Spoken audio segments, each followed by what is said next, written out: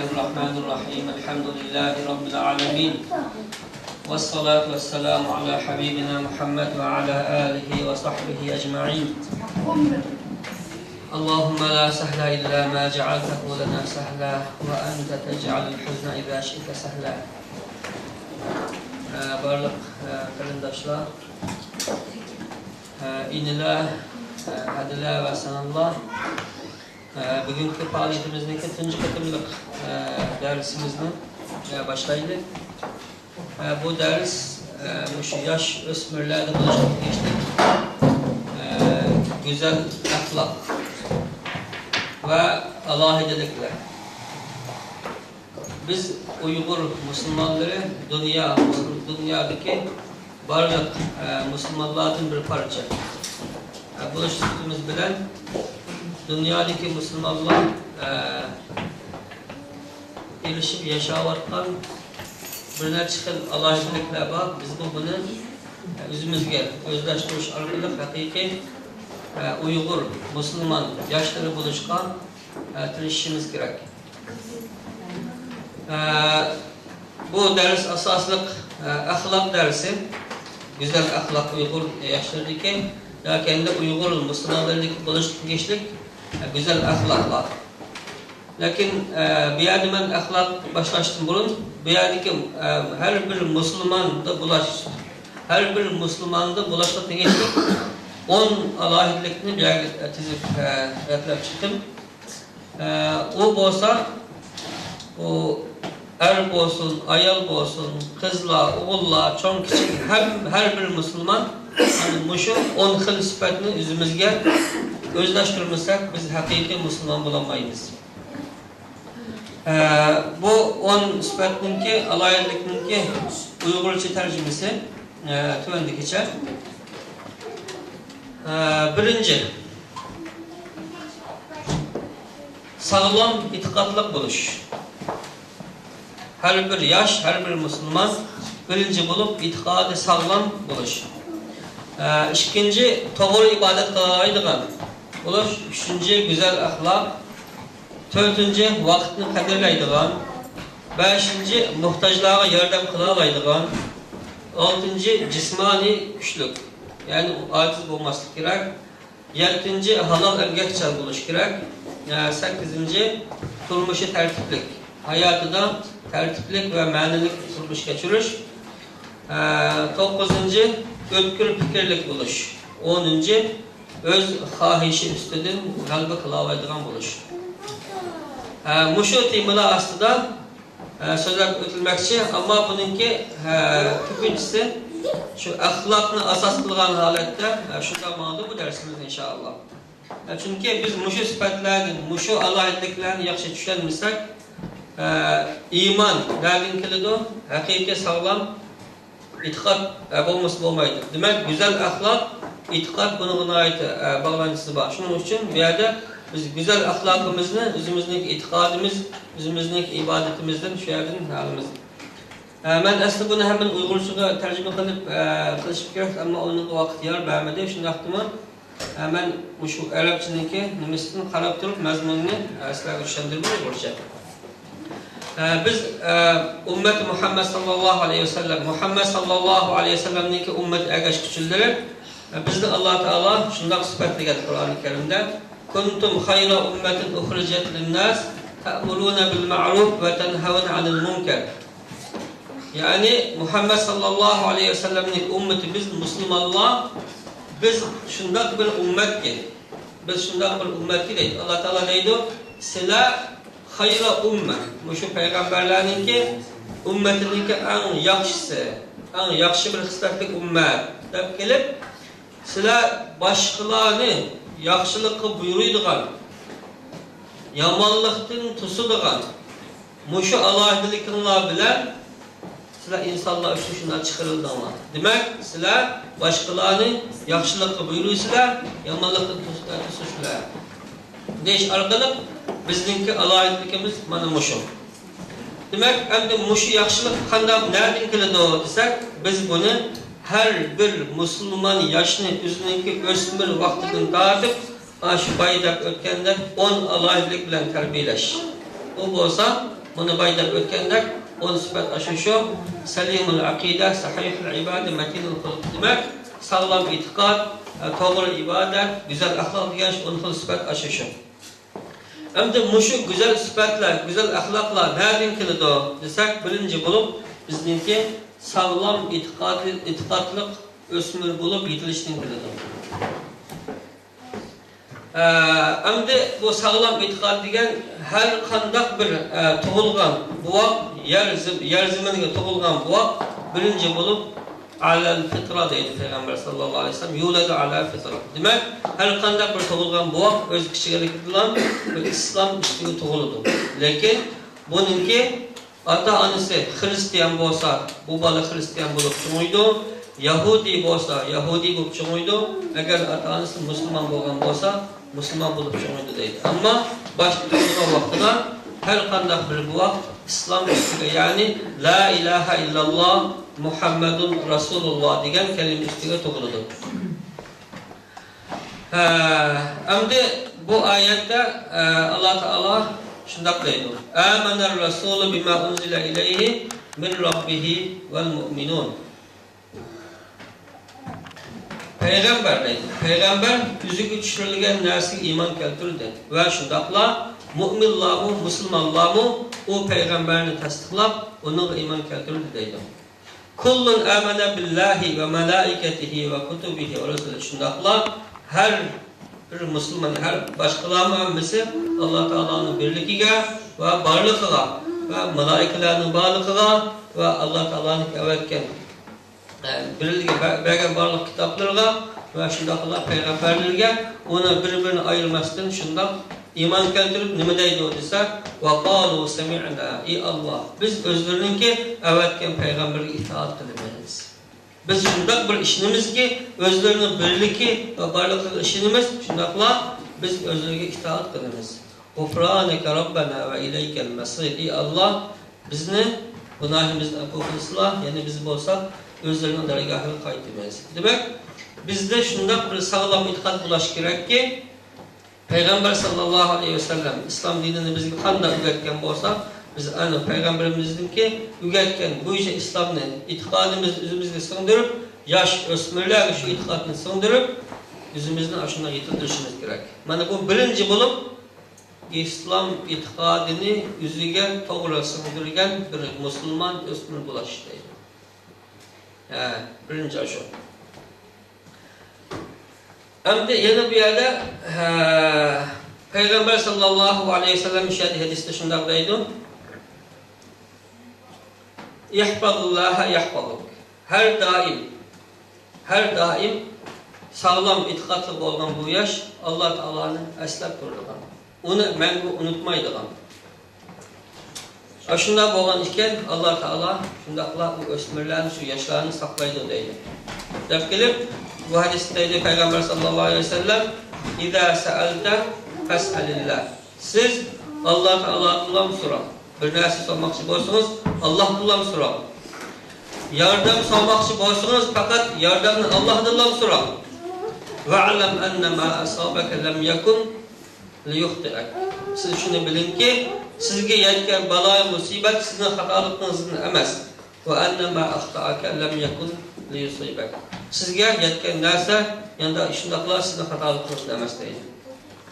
Demak, biz birinchi bo'lib la ilaha illalloh Muhammadur Rasululloh degan bu so'zni buningga haqiqiy amal qilish, shu la ilaha illalloh o'z ichiga olgan barliq amal ibodatlarning hammasini shu e'tiqod o'zimizga singdirish orqali biz haqiqiy sog'lom o'smirlarni yetiltirib chiqamiz.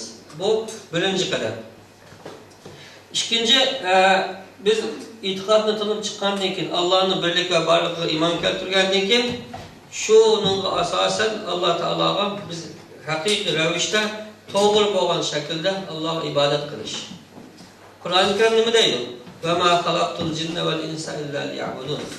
Alloh taolo shunday deydi: "Men insonlarni va jinlarni faqatlam o'zimga ibodat qilish uchun yaratdim" deydi. Endi qarindoshlar qaraydigan bo'lsak, bu dunyodagi butun koinotlar hammasi biz insonlar uchun xizmat qiladi. Oy, quyosh, yulduzlar, dengizlar, hayvanatlar, dav daraxtlar, havo, bunun hammasi biz uchun xizmat qilish uchun yaratgan. Bu haqda Alloh nima deydi? Huvallazi xalaqa lakum ma fil ardi jami'an. Allah Taala bu dünyadaki barliq kainatlarning hammasini mush inson degan maxluqning xizmati uchun yaratdi. Unda da hamma narsa biz uchun xizmat qiladigan bizni ish qilamiz. Bizning qiladigan vazifamiz nima desa, va ma xalaqtul jinna val insa illa liya'budun. Biz faqat Alloh bilan cho'qinish, Alloh bilan qulchilik qilish, Alloh bilan yordam so'rash, Alloh bilan haqiqiy ravishda qaytish. Mana bu bizningki bu dunyoda qiladigan ishimiz. Unda bo'lgan ekan bu yerda to'g'ri ibodat qilish dedik. Birinchi e'tiqod, ikkinchi to'g'ri e'tiqod, to'g'ri ibodat qiladigan o'smir bo'lish kerak. Unda bo'lganda bu to'g'ri ibodat degan nima desa, ikki shart bilan to'g'ri ibodat bo'lgan bo'ladi. Birinchi sharti Payg'ambar sallallohu alayhi vasallamningki ta'limotini %100 qabul qilish. Payg'ambarimizga qanday amal ibodatni buyurgan bo'lsa, shuncha qilish. Qanday o'rgatgan bo'lsa, shuni qilish. Demak, Qur'on, hadis, Qur'on sunnatga uyg'un kelgan bo'lish. Bu bir shart. Ikkinchi sharti ixlos bo'lish. Ixlos bilan birga Alloh taolo bizning amal ibodatimizni qabul qiladi. Agar Qur'on sunnatga uyg'un bo'lib, ixlos bo'lmasa, yana amal qabul qilinmaydi. Ammo ixlosimiz bor. O qilgan ishimiz boshqa narsa to'g'ri qilganmiz, yana qabul qilinmaydi. Demak, bizda to'g'ri niyat shunda bo'lgan vaqtida amal ibodatimiz qabul bo'ladi. Uchinchi, go'zal axloqli bo'lish. Birinchi nima dedi? To'g'ri, sog'lom e'tiqodli bo'lish. Ikkinchi, ibodatni to'g'ri qila oladigan musulmon yosh bo'lish. Uchinchi, matonatli xuluq. Go'zal axloqli bo'lish. Musulmonlarning axloq alayli go'zal bo'lish. Endi bu axloq, bu darsning asosiy temasi zot axloq. Biz qanday narsani axloq deymiz? Ko'pincha biz bilamizki, axloq degan yolg'on aytmaslik, ota-onalarga yaxshilik qilish, o'zaro yaxshi o'tash, g'iybat qilmaslik, biz buni axloq deb tanıymiz. To'g'ri, bu axloq, haqiqatan axloq. Lekin haqiqiy axloqning asosiy javhari nima desa, eng axloqli bo'lgan odam yaratgan Robbini tanıydi. Buni axloqningki eng yuksak darajasi, axloqningki eng yuqori pallasi nima desa, mushu dunyoda sizni bar qilgan, yo'qni bar qilgan bir buyuk Allohni tunish. Men bekor qilib qolmoqman o. Meni bir yaratuvchi bor ekan o. Meni mush dunyoga barpo qilib, menga rizq berib, men o'stirayotgan, yetildirayotgan shunday bir ulug' zot bor ekan o deb o'zining Robbini, o'zining ilohini tunish. Mana bu eng go'zal axloq. Undan keyin boshqa Payg'ambar sallallohu alayhi vasallam o'tgan hamma axloqlar shundan farqli bo'ladi. Endi bu yerda axloq degan ajoyib bir ibodat. Namoz o'qisaqmi qanday qilamiz? Umi bir axloq. Zakat bersak, umi bir axloq. Rost gap qilamiz, umi bir axloq. Ota-onaga yaxshilik qilamiz, bu axloq. Demak, axloqning bir turi ajoyibcha. Bu haqda Payg'ambar sallallohu alayhi vasallam shunday deydi. İnnama bu'ithtu li utammima makarimal axloq. Men bo'lsam axloqni tahmin mukammallashtirish uchun keldim deydi. Demak, Alloh taolo meni butun insonlarga, dunyo xalqiga axloq o'rgatish uchun meni avatdi deydi. Unda bo'lgan ekan, bizning axloqimiz Payg'ambar sallallohu alayhi vasallamningki ta'limotga uyg'un bo'lishi kerak.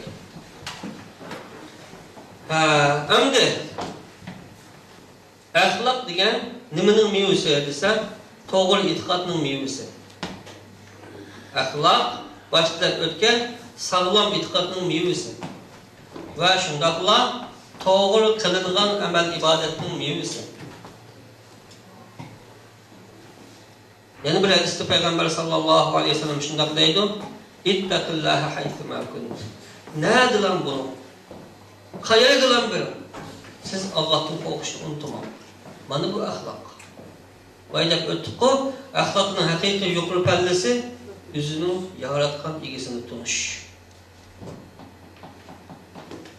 Ve etbi'el seyyiatel hasene deydi. Siz bir yaxşı, yaman iş qilib qalsınız, bununla yaxşılıqni qilib qilib, bunun aqısını qilgan günahınızı yuyun deydi. Ve haliqin nase bi xuluqin hasan. Siz başkalar bilen nahayet güzel ahlak bilen yaxşı muamelede bulun. Şunda qilsanız haqiqiy to'g'ri yaxshi yaşagan bo'lasiz deydi. Endi Ayşe radhiyallohu anhadan Peygamber sallallahu aleyhi ve sellem'den sahabeler so'ragan. Peygamberim qanday azatdı? Bunun ahlakı qanday deb so'ragan vaqtida Ayşe radhiyallohu anha, yani annemiz Ayşe radhiyallohu anha qisqartirib shunday javob bergan. Peygamberimning ahlakı Kur'an idi. Kana hulukuhul Kur'an. Kana hulukuhul Kur'an. Yani Peygamberimizin ahlakı aşu bizden kulumuzdaki hazır 30 par Kur'an bağı aşu Kur'an'ın öz aynısıydı. Demek o Kur'an-ı Kerim nimeni diyen bolsa şunu kılattı ve şundakla aşunu bütün ümmeti ügüt etti. Değil. Yani bir hadiste Peygamber sallallahu aleyhi ve sellem şundak deydi. Kıyamet günü bana en yakın bulduğanlar kim bunu bilir misiniz? Dep sahabalardan so'ragan. Kıyamet günü bana en yakın Peygamberin onu cennet firdevs. Bana en yakın turduğanlarını bilir misiniz?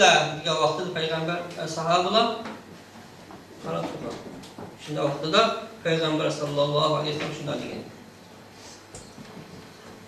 Aqrabukum minni majlisan yawmal qiyamah.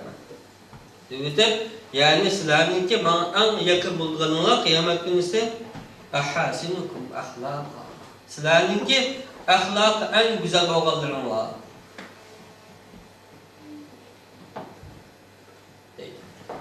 Demek Peygamber'e en yakın bulaydıysanız, Peygamber bilen birli bulaydıysanız ahlakınızın Kur'an hadisi doğrulan.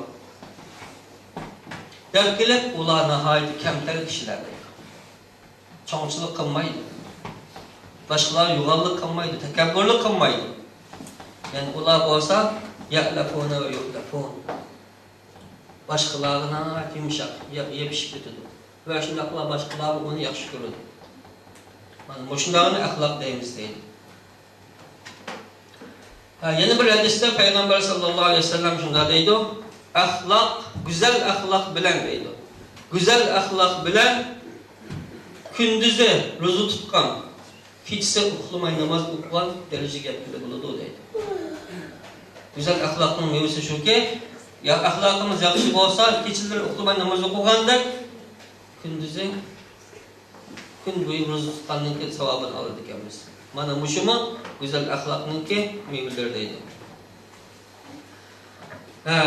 Endi biz hazır özümüzün ahvalına qaraydigan bolsak, bizninki menden başlap xususan her birimizningki ahlakımız Kur'an hadisga uygun kelyaptimi, kelmayaptimi? Biz hayatımızda hakiki Allah'ın en ahlakının yüksek derecesi olan Allah'ını tanıdık mı, tanımadık mı? Ya kendi yap işler ödep kettik mi? Ben bu şey hayatı kepti, ben bu şunda öteyim. Hayat diyen bu şey kendi yapıp öttük mü? Demek her bir insan özüden özü hesap ediş gerek. Şunda bu vaxtda bunun için adam özünü baha verəliydi. Dördüncüsü, yani şu Müslüman yaşlarda buluş, değişik bir alaylık nime ise ötkür fikirlik buluş. Ötkür fikirlik buluş. İslam'da onda derviş teklap, yaşaplam, yaplam, içiplam bunlar ketediği iş yok. Bir nersini oynaş gerek. Şuna bizninki Kur'an-ı Kerim'de birinci bulup kılınan kitap nime ise oku, ügen. Hemme nersini ügen deydi. İkra bismi rabbikellezi halak. Sizni yaratkan, sizni yoktan var kılgan Allah'ın ismi bilen okun deydi. Yani okun digerlik hemme nersini ügen deydi. İncenerlik olamdı, kuşkuçuluk olamdı, binakarlık olamdı, dini bulamdı, fenni bilim bulamdı, kanda bilim olsun ki siz bilim ügünün deydi. Demek Müslüman diyen kanda buluş gerek, hakiki bilimdir, ahlakı güzel, itikadı sağlam, ibadetleri doğru. Bu şunda bu vaxtıda hakiki bir mükemmel Müslüman buludu deyil. Şuna bu İslam dinimizi qaraydigan bolsak, birinci bolup kılınan kitap ügen, ilim aldigan qaragan vaxtıda biz nima qilishimiz kerak? Her daim özümüzdeki aklimizni yetildirish. Bilimimizni taxim aşırış. Demek bolup mu hazırki zamanda kompüter bilimi olamdı, til bilimi olamdı, matematik olamdı, qanday narsa bolsa şunu ügüniş. Mana bu hakiki fikri ötkül, tefekkür kılalaydıgan, oylayalaydıgan Müslüman buluş. Bay müşahit üzümünü tanıştırıp öttük, hemimiz dedik. Ben Finlandiya'dan geldim, ben Şivesya'dan geldim, ben Norveç'ten geldim. Doğru, şu yerden geldim. Ama biz aslında nereden geldik? Bu yerde nimişlik geldik. Nimişlik bir yer yaşavatımız. O ilişkimiz gerek. Vatanımızda nime işler buluvatıdı. Dini besinlerin ahvalı nerede bervatıdı. Sarda, yavaş halkımızda ahvalı kanda buluvatıdı.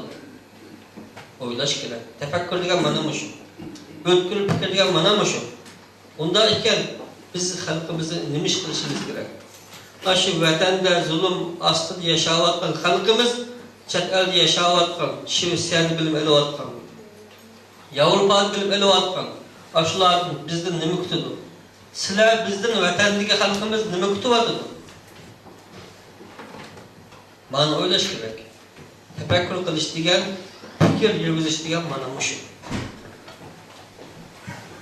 Şunun için her bir insan özününki nimine fikrini östüreşteydi.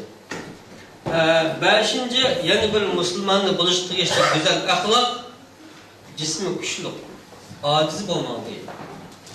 Bunda diğerlik, ne diğerlik ise, siz şu Allah Teala veren güç kuvvetini Allah yolunda işletin. Bunu doğru yolda işletin. Şuna Peygamber sallallahu aleyhi ve sellem deydi size, el-mu'minul kavi, hayrun ve ahabbu ilallah minel mu'min el-zayif. Ve fi kullin hayr. Güçlük Müslüman, yani bir yerde güçlük diyen fakat cismani emas. Demek akli cismani hemen öz içi alır. Akli ve cismani hemen öz içi alır. Bilimde güçlük bulan, cismani güçlük bulan. Demek sizin hemmesi talep kılınır. El-mu'min, el-kavi hayrun deydi. Güçlük boğan, demek her tarafta güçlük boğan Müslüman ve hayrun deydi. Yaxşıdır ve şundakla Allah Teala'ya tekama yaxşı kırlıdır deydi. Aciz Müslüman karıqa vaxtıda. Ve fi kullin hayr. Şundakla her işkiniz aciz olsun, güçlük olsun, iradelik olsun. Demek her bir Müslümanda yaxşılık var. Ahirde de demek bizdeki başlıkını Müslüman hakiki her cihetten güçlük, iradelik oluş gerek. Aciz olması gerek. İradesiz olması gerek. Şunda baba vaxtımızda vatanımız kulumuzdan ketmeydi o. Çet elde biz hakkımızı yuvanıp avarıp olmayımız. Her bir adam üzünü diyarını üze müstahkem durup şöyle yaşaydı. Başkalarına hizmet kılalaydı. Bana bu bizdeki hakiki tegişlik boğan bir ameli ahval. Demek Müslümanlarınki güçlü buluş gerek. Şimdi bu yerde Allah Teala bizge bu bedenli cisimni bergen iken biz bunu imkan kadar yaxşı asraş gerek. Ülmal bu vaxt nima deydi o desanlar qarindoshlar? Şuna mı şu tana hareketli vaqtida qilib turish, og'rib qolsa o'zini davolash, hatto deydi kichik bola og'rib qolsa, uni doktorxona vaqtida olib davolatmasa ota-onasi gunohkor bo'ladi deydi. Nima ish qilganda to'g'ri sog'lom bo'lgan aql, sog'lom bo'lgan jismdan deydi. Demek İslam dini bizge hemen yugutdu ve şunun ahmiyet bilişkimizni çakırdı. Yüzümüzün asran, tamıkınızın vakti diyar. Şundakla yüzümüzün cismani sağlamlıkınızı ahmiyet verir. Çünkü insan sağlam boğa vaxtıda hem işini kılalaydı. Altıncısı, Müslümanlar da, bulup Müslüman yaşları da buluşku tegişlik hakiki yeni bir ahval nima desem o'zi haloldan kasb qilishga qodir bo'lish deydi. Boshqalarga yuk bo'lmaslik kerak deydi. O'qimdik, ishlamdik, halol tijorat qilamdik. Nima ish qilsak qilib, o'zimizning turmushimizni o'zimiz qamdab turib, vatanimizga, dinimizga, xalqimizga xizmat qilish. Demak, boshqalarga ig'irligimizni sanmaslik kerak. Shundan bo'lgan vaqtida haqiqiy sog'lom to'g'ri musulmon bo'lgan bo'lamiz. Shu bu vaqtda Alloh taolo Qur'oni Karimda deydi: "Huvallazi ja'ala lakum al-arda zalulan famshu fi manakibiha va kulu min rizqihi va ilayhi an-nushur." deydi. Alloh taolo sizlar uchun zaminni bo'ysundirib berdi. Sizlar bu zaminning har taraflarida, har shu yerlarda minib Uzanlarını rızkını izlama. Şundakla Allah Teala paylaşsınlar. Demek İslam dini onda iradesizlik, işsizlik bu işleri bunu kalmaydı şundakla bizde her daim üzümüz. İyi çıkıp üzümüz. Durmuşumuzda kamda başkalarının gibi olmasının hizmet kılışını şundaydı. Şunun için ahval qaraydigan bo'lsak, biz hozir musulmon davlatlarda, ko'pincha musulmon davlatlarda sanoatni boshqa davlatdan azdan yirik sanoat bo'lgan bo'lsa-mu, ko'pincha yirik sanoatlar boshqalardan turadi. Buning nimasi? O'zimizda bir xil hozirgi vaziyatda bir xil chekinishdan bo'lishi sabab. Ammo haqiqatan buning ahvolga qaraydigan bo'lsak, musulmonlarning nurg'un olimlar chiqqan, shundaqla nurg'un bilimlarni musulmonlar kashf qilgan. Shuna bu yerda demoqchi bo'lganim musulmonlarningki haqiqatan o'z turmushini o'zi qamday oladigan bo'lishi kerak. 7-chi munazziman fi shu'uni, tanzim shu'un degan o'z hayotida, o'z turmushida nihoyat ratlik qalay bo'lgan bo'lmasligi kerak. Qaysi muhim, qaysi hozircha muhim emas, buni bilish kerak deydi. Mana bu güzel ahlak. Eğer muhim bilen muhim emas bo'lgan aralashtirib etmaslik. Shunday bo'lgan vaqtda uning ikimiz haqiqiy payg'ambar sallallohu alayhi vasallamningki fiqh al-awlawiyat, ya'ni haqiqiy muhim bo'lganini tushunish degan nimaga vakilimiz. Shuna bu haqda payg'ambar sallallohu alayhi vasallamdan shunday deb so'ragan sahoba: "Ey Rasululloh, eng afzal amal ibodat qaysi?" degan vaqtida payg'ambarimiz birinchi bo'lib namoz o'qish. Namozni vaqtida o'qish. Degandan keyin bu sahoba yana so'raydi: "Ey Rasululloh, namozni vaqtida o'qigandan keyin yana eng muhim amal ibodat qaysi?" desa, ota-onangizga yaxshilik qilish. Ota-onani qaqshatmaslik, ularga itoat qilish. Undan keyin o sahoba yana so'raydi: birinci namaz o'qishgan, ikkinchi ota-onaga yaxshilik qilishgan, yana undan keyin degan vaqtida al-jihad fi sabilillah. Alloh yo'lida jihad qilish, Alloh yo'lida islom dinini ustunlikka qilish uchun tirishish, g'ulum bo'lmasin. Endi demak, bu shaylistimni bu yerda har bir insonning o'zining qiladigan ish tartibini o'zi bilish kerak deydi.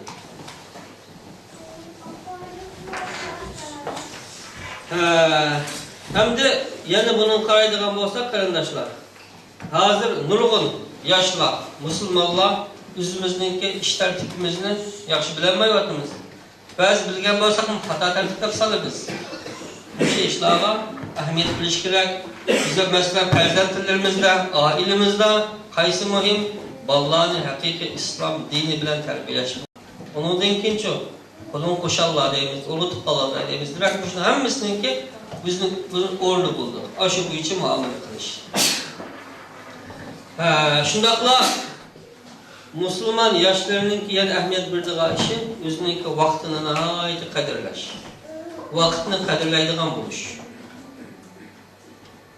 Vaqt insonninki nimasi? Ömrü vaqt. Bugün bir kun o'tib ketdi, biz bormi yo'qmi bilmaymiz. Şu Allah Teala bu haqda nima deydi? "Va li kulli ummatin ajal." Her bir ummet, yoki her bir millet, her bir dünya xalqi musulmon inson uchun ma'lum miqdorda yashash ömrü bo'ladi deydi.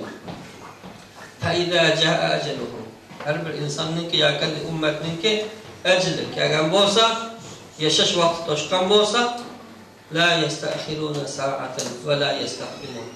Kechiktirilmaydi, yakın aldığını sürülmeydi. Hamma narsaning vaqti bo'yicha bo'ladi deydi. Yani bir hadiste Peygamber sallallahu aleyhi ve sellem şunday deydi. İnsanınki hayatının en kadir kıymetini tunuşu bilip deydi.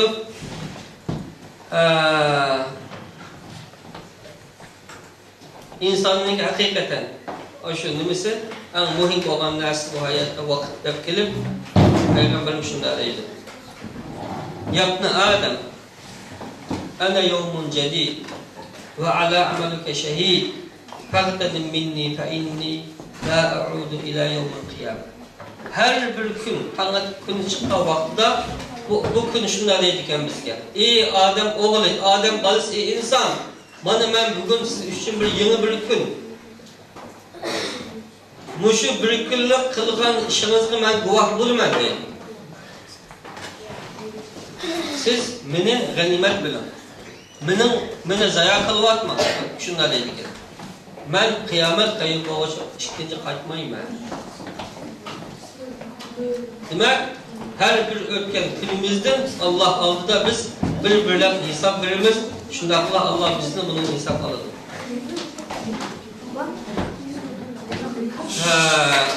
Şunu bu hakta Peygamber sallallahu aleyhi ve sellem ne deydi o ise İ'mel dünyâke keenneke te'işu ebeden deydi. Siz üzümüzdeki turmuşunuzda kamdaşta, kırışta Kudde, men bu yaşaydığındak aşkında tırışın. Hayatımız için şunda tırışın. Dep gelip, وَعْمَلْ لَآخِرَاتِكَ كَأَنَّكَ Hayatınız için, ahiretiniz için, kudde ehtilen bu dünya bilen vidalaşıp kitadığındak ahiret için hemen ibadet kılın. Değil. Demek, insanın vakti acayip kıymetli neresi. Bu vaktini çın tutuş, şundakla her bir insan bu vaktin kadir kıymetini bilir. Bu hakta acayip durgun anlayan, kök anlayan yeni bir hadis var. Dedi. Peygamber sallallahu aleyhi ve sellem şunda deydi. Kıyamet kayın boğa vaktida insanlar Allah adı dışında kusurludu deydi. Tört nersinin kusurludu deydi. Bununki muş hayat yaşayan yeşil ömrüdür. Hayatı dünyada kılga işidir. Ömrünü kanda ötküzdü. Nime işler bile ötküzdü. Özünün hayatı, halkı, vekilde, dini için kanda hizmet kıldı. Nime işlerini kıldı. Bunun Allah Teala suraydı deydi. Ve an şebabihi fîmâ ablâh. Özününki yaşlılık, ösmürlük vaktini kanda ötküzdü. Bunun surluğu deydi. Özümüzdeki hayatıdır. Şundakla ösmürlük hayatımızdan surluğu dikemiz. Ve an amelihi mâzâ amile bih. Yüzününki muşu dünyada kılgan amel ibadetini sorulduğu değil.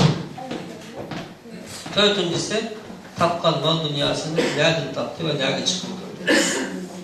Halaldan taptı mı, haramdan taptı mı? Tapkan mal dünyasının bunun sorulduğu değil.